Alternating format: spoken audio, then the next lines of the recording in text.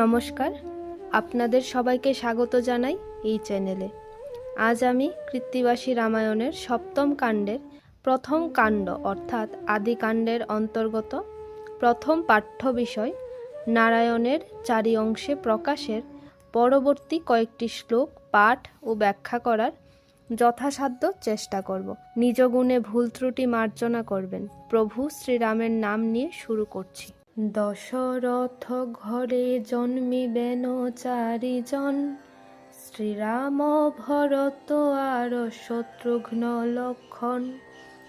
এক অংশ নারায়ণ 4 অংশ হয়ে, 3 গর্ভে জন্মিবেন শুভক্ষণ পেয়ে। জানকী সহিত রাম লইয়া লক্ষণ, পিতৃসত্য পালনার্থ যাইবেন বন। সীতা উদ্ধারিবে রাম মারিয়া রাবণ, লব কুশ নামে হবে সীতার নন্দন। মনুষ্য গো হত্যা আদি যত পাপ করে, একবার রাম নামে সর্ব পাপ হরে। রাম নাম শুনো ব্রহ্মা যত পাপ হরে, জীব সব তত পাপ করিতে না পারে। মহাপাপী হয়ে যদি রাম নাম লয়, সংসার সমুদ্র তার বৎসপদ হয়। হাসিয়া বলেন ব্রহ্মা শুনো ত্রিলোচন, পৃথিবীতে হেন পাপী আছে কোন জন। দুর্জটি বলেন মম বাক্যে দেহ মন, মধ্যপথে মহাপাপী আছে একজন। তারে গিয়া রাম নাম দেহ একবার, তবে সে অবশ্য মুক্ত হইবে সংসার। বিধাতা নারদ মুনি ভাবে 2 জন, পৃথিবীতে মহাপাপী কে আছে এমন। চবন মুনির পুত্র নাম রত্নাকর, দস্যুবৃত্তি করে সেই বনের ভিতর। বিরিঞ্চি নারদ দোহে সন্ন্যাসী হইয়া, রত্নাকর কাছে দোহে মিলিল আসিয়া।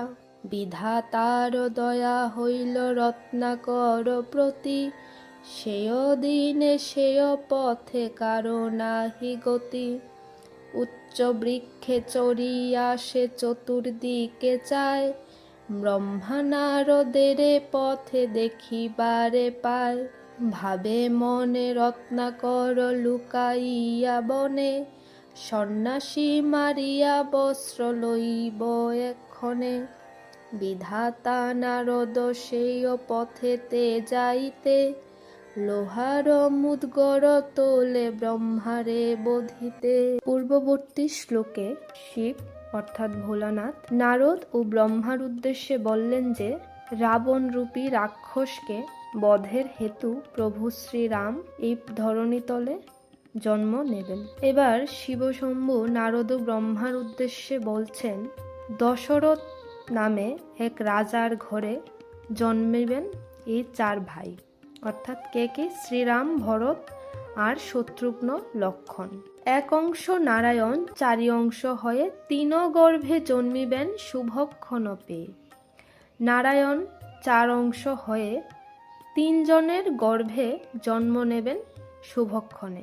জানকী সহিত রাম লইয়া লক্ষণ, পিতৃসত্য পালনার্থ যাইবেন বন। জানকী মানে দেবী সীতা, সীতাকে নিয়ে এবং লক্ষণকে নিয়ে রাম পিতৃসত্য পালনের জন্য বনে যাবেন। সীতা উদ্ধারিবে রাম মারিয়া রাবণ, লবকুশ নামে হবে সীতার নন্দন। সীতা উদ্ধারের হেতু রাম রাবণকে বধ করবেন এবং লবকুশ নামে সীতার 2 নন্দন অর্থাৎ পুত্র সন্তান হবে। মনুষ্য গো হত্যা আদি যত পাপ করে, একবার রাম নামে সর্ব পাপ হরে। মানুষ গো হত্যা অর্থাৎ গোমাতাকে বধ করা থেকে শুরু করে যা কিছু পাপ করে, একবার মাত্র রাম নামেই সে সমস্ত পাপ বিনাশ হয়। রাম নাম শুনো ব্রহ্মা, যত পাপ হরে জীব সব তত পাপ করিতে না পারে। এবার ত্রিপুরারি অর্থাৎ মহাদেব ব্রহ্মার উদ্দেশ্যে বলছেন, একবার রাম নামে যত পাপ বিনাশ হয়, কোনো জীবের সাধ্য নেই তত পাপ করার।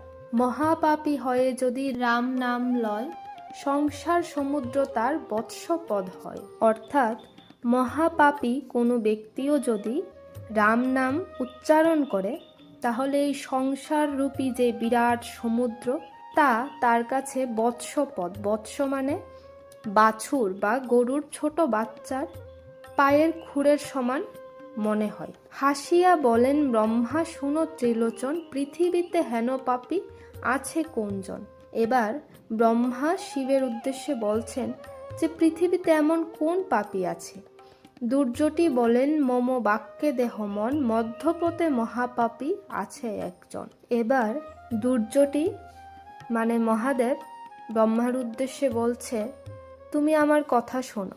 মধ্যপথে অর্থাৎ মাঝপথে একজন মহাপাপী আছে। মাঝপথ মানে এখানে পৃথিবীকে বোঝানো হয়েছে।